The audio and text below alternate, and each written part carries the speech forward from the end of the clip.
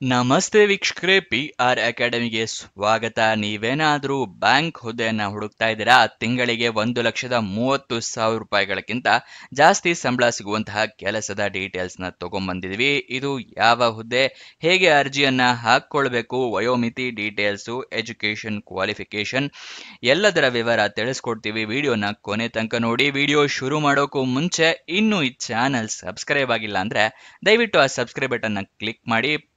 Video upload ಆಗಿದ ತಕ್ಷಣ ನಿಮಗೆ ಗೊತ್ತಾಗಬೇಕು ಅಂದ್ರೆ ಆ ಬೆಲ್ ಐಕನ್ ನ ಕೂಡ ಕ್ಲಿಕ್ ಮಾಡೋದು ಮರಿಬೇಡಿ.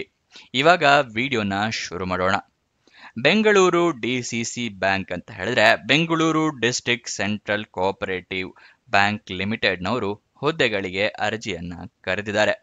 2 ಹುದ್ದೆ ಖಾಲಿ ಇದೆ. ಉದ್ಯೋಗ ಸ್ಥಳ ಬೆಂಗಳೂರು, ಕರ್ನಾಟಕ.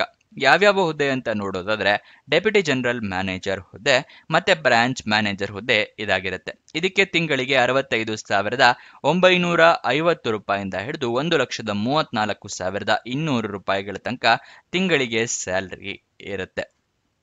ಇದಕ್ಕೆ ಅರ್ಜಿ ಶುಲ್ಕ ಎಷ್ಟಿದೆ ಅಂತ ಹೇಳಿ ತಿಳ್ಕೊಳ್ಳೋದಾದ್ರೆ ಅರ್ಜಿ ಶುಲ್ಕ 2,000 ರೂಪಾಯಿಗಳು ಇರುತ್ತೆ. ಏನಕ್ಕೆ ಅಂತ ಹೇಳಿದ್ರೆ ಸ್ಯಾಲರಿ ಜಾಸ್ತಿ ಇರೋದ್ರಿಂದ ಅರ್ಜಿ ಶುಲ್ಕನ ಕೂಡ ಅವರು ಜಾಸ್ತಿ ಇಟ್ಟಿದ್ದಾರೆ. ನೋಟಿಫಿಕೇಶನ್ ಅಲ್ಲಿ ಇದನ್ನ ಕೊಟ್ಟಿದ್ದಾರೆ, ನೀವು ಒಂದ್ಸಲ ಓದ್ಕೊಳ್ಳಿ. ಇದನ್ನ ನೀವು ಆನ್ಲೈನ್ ಮುಖಾಂತರ ಪೇ ಮಾಡಬೇಕಾಗುತ್ತೆ.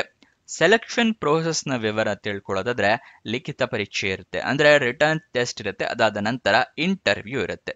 ಇದಿಷ್ಟು ಸೆಲೆಕ್ಷನ್ ಪ್ರೋಸೆಸ್ ನ ವಿವರ.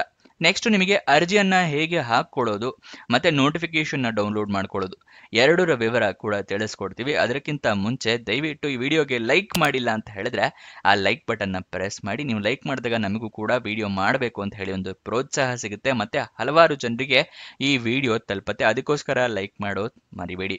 ಮತ್ತೆ ನಿಮ್ಗೆ ಏನಾದ್ರೂ ಗೊತ್ತಿರಲಿಲ್ಲ ಅಂತ ಹೇಳಿದ್ರೆ ವೆಬ್ಸೈಟ್ ನ ಕ್ರಿಯೇಟ್ ಮಾಡಿದೀವಿ. ಯಾವ ವೆಬ್ಸೈಟ್ ಅಂತ ಹೇಳ್ತಾ ಇದ್ದೀರಾ? ನಮ್ಮದೇ ವೆಬ್ಸೈಟ್ ಕಣ್ರಿ, prgovernmentjobs.com ಅಂತ ಹೇಳಿ, ಅಂದ್ರೆ PRGOVTJOBS.com ಅಂತ ಹೇಳಿ ನಿಮಗೆ ಹೊಸ ವೆಬ್ಸೈಟ್ ನ ಕ್ರಿಯೇಟ್ ಮಾಡಿದೀವಿ. ಇದರ ಲಿಂಕು ಡಿಸ್ಕ್ರಿಪ್ಷನ್ ಮತ್ತೆ ಕಮೆಂಟ್ ಬಾಕ್ಸ್ ನಲ್ಲಿ ಕೊಟ್ಟಿದ್ವಿ. ಏನಕ್ಕೆ ವೆಬ್ಸೈಟ್ ಕ್ರಿಯೇಟ್ ಮಾಡಿದೀವಿ ಅಂದ್ರೆ ಯೂಟ್ಯೂಬ್ ನಲ್ಲಿ 2 ರಿಂದ 3 ಜಾಬ್ ಡೀಟೇಲ್ಸ್ ತಿಳಿಸ್ಕೊಡ್ಬೋದು ಪ್ರತಿದಿನಕ್ಕೆ. ಆದ್ರೆ ವೆಬ್ಸೈಟ್ ಕ್ರಿಯೇಟ್ ಮಾಡಿದ್ರೆ ಪ್ರತಿದಿನಕ್ಕೆ ಹಲವಾರು ಜಾಬ್ ಡೀಟೇಲ್ಸ್ ನ ತಿಳಿಸ್ಕೊಡ್ಬೋದು ಅಂತ ಹೇಳಿ ಕ್ರಿಯೇಟ್ ಮಾಡಿದೀವಿ. ಇದನ್ನ ಸದುಪಯೋಗ ಪಡಿಸ್ಕೊಳ್ಳಿ.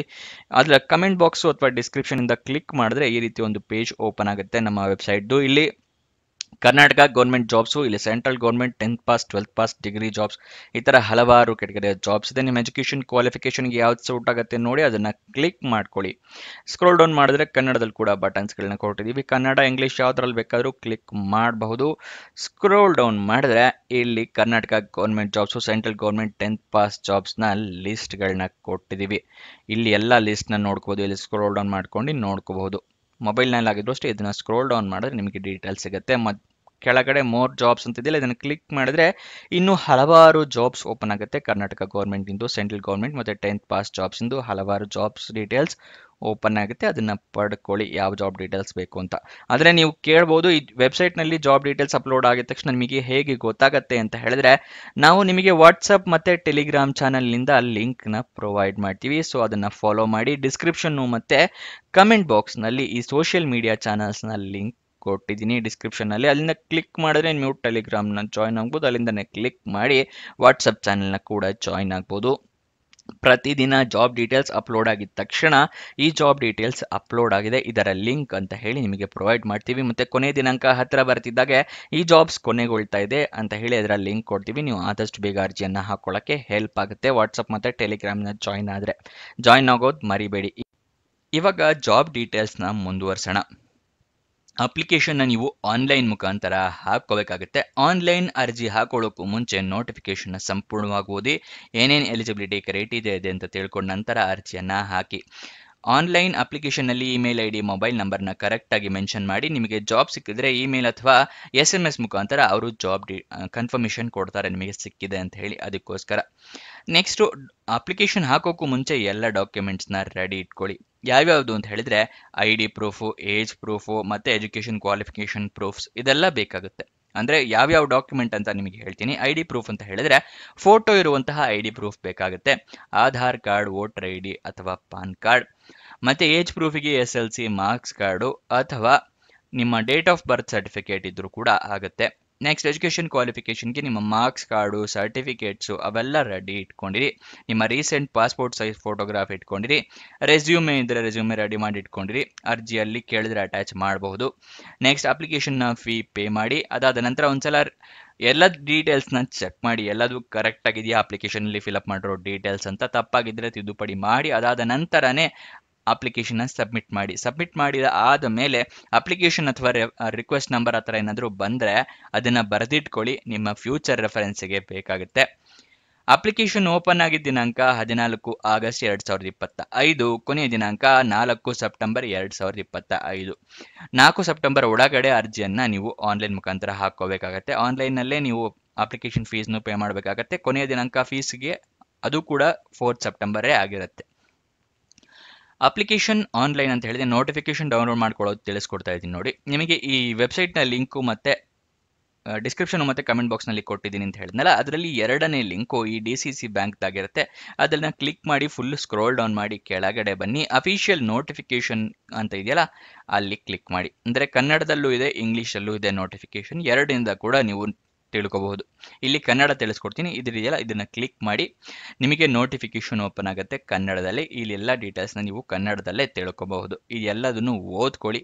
ಮತ್ತು ನೀವು ಹಲವಾರು ಜನ ನೀವು ಕಮೆಂಟ್ ಬಾಕ್ಸ್ನಲ್ಲಿ ಕೇಳ್ತಾ ಇರ್ತೀರಾ ಇದಕ್ಕೆ ಸಿಲೆಬಸ್ ಏನಿರುತ್ತೆ ಅಂತ. ನೀವೆಲ್ಲ ಈ ನೋಟಿಫಿಕೇಶನ್ ಓದ್ಕೊಳ್ಳೋದಿಲ್ಲ, ಅದಕ್ಕೆ ಗೊತ್ತಾಗಲ್ಲ. ಇಲ್ಲಿ ನೋಟಿಫಿಕೇಶನಲ್ಲಿ ನಿಮಗೆ ಸಿಲೆಬಸ್ ಏನಿರುತ್ತೆ, ಯಾವ್ಯಾವುದಕ್ಕೆ ಎಷ್ಟೆಷ್ಟು ಮಾರ್ಕ್ಸು ಈ ಥರ ಎಲ್ಲ ಕೊಟ್ಟಿರ್ತಾರೆ. ನೀವೆಲ್ಲ ಓದ್ಕೊಳ್ಳಿ, ಗೊತ್ತಾಗುತ್ತೆ ನಿಮಗೂ ಕೂಡ.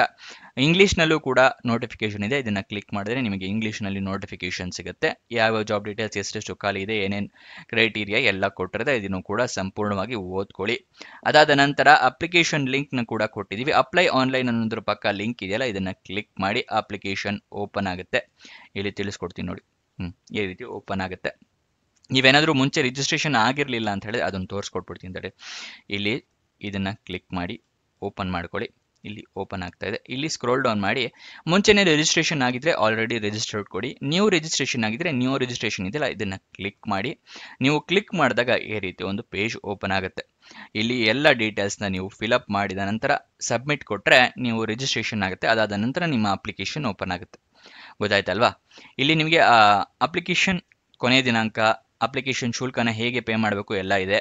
ಇಲ್ಲಿ ಇದೆಯಲ್ಲ click here for steps to be followed registering, ಇದನ್ನು ಕ್ಲಿಕ್ ಮಾಡಿ.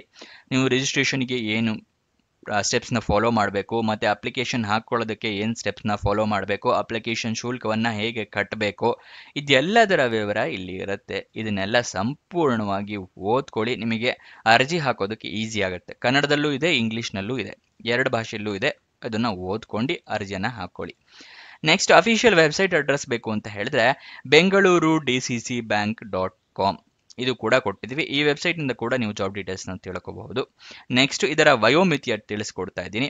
ಮಿನಿಮಮ್ 18 ವರ್ಷ, ಮ್ಯಾಕ್ಸಿಮಮ್ 35 ವರ್ಷದವರು ಅರ್ಜಿಯನ್ನು ಹಾಕೋಬಹುದು.